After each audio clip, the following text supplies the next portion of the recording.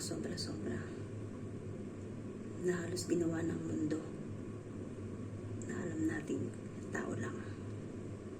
Ibinigay na lahat, sinakripisyo na lahat ng oras ibinigay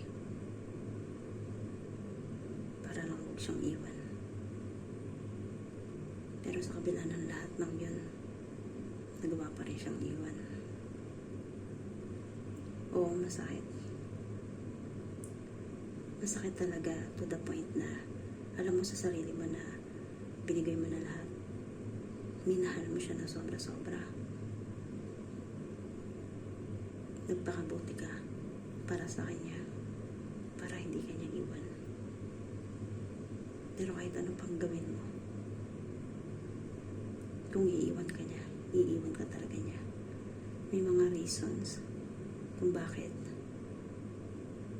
kung ano yun ang hindi natin alam.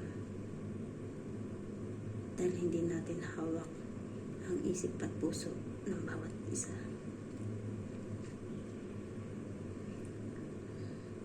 Kailangan lang nating tanggapin. Talagang nangyayari yun.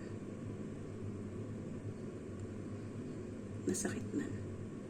Kailangan